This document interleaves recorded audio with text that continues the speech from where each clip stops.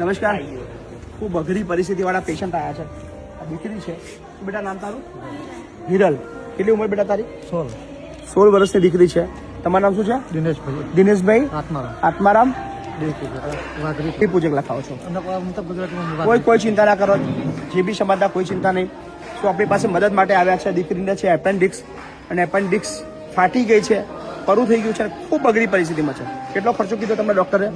બધો થઈને કે ટોટલ પાક નીકળ્યો તો અમે 35,000-40,000 નક્કી કરી ગયા. પછી અમે 5,000 પર આવું કરેલા. ટોટલ ખર્ચો કેટલો કીધો તમને? પછી અમને ગોરી બોરી બધું થઈને બહારની દવા તો કે લાખ રૂપિયા જેવું થાય રાતે મેડિયમ હતા. તો ખૂબ અઘરી પરિસ્થિતિ છે. એપેન્ડિક્સ છે, 16 વર્ષની દીકરી છે, જીવન શરૂ કરવાનું આવે અને આપણા દરવાજે આવે એટલે આપણે એક પણ વિચાર કર્યા વગર, ડિસિઝન લીધા વગર, કશું જ કર્યા વગર આપણે નિર્ણય કરી જ લીધો છે કે આનું ઓપરેશન આપણે અત્યારે જ કરાવડાવીએ છીએ.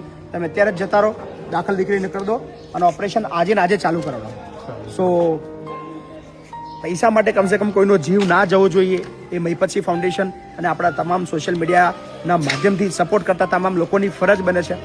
સો આ દીકરીને જે પણ ખર્ચો થશે આખો જ એ આપણે મહીપતસિંહ ફાઉન્ડેશન આપણા ફોલોવર મિત્રોના બધા મિત્રોના સહકારથી આપણે કરવાનું છે.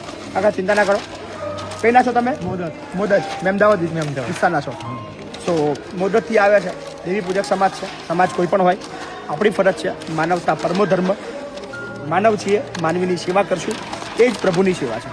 તો આ દીકરીની જવાબદારી અમારી. ચિંતા ના બરાબર, ટેન્શન ના કોઈ ચિંતા ના.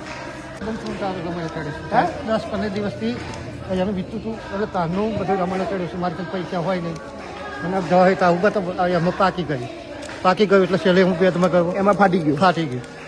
ફાટ્યા પછી બી 3-4 દિવસ થઈ ગયા. ક્યાં જઈને આવ્યા પૈસા માટે? પૈસા માટે તો બધે હું રખડીને ફર્યો કે કોઈ આલો 1,000, 2,000, 5,000 કોઈ આપે તો કઈ પછી મને તમારી સલાહ બતાવી સાહેબ હું અહીં આવ્યો. ના પછી હા ચલો ટેન્શન ના લેશો, અમારા સાથે છીએ. હા ને અત્યારે પહોંચી જાઓ, દાખલ કરો. લેટર લેતા જાઓ.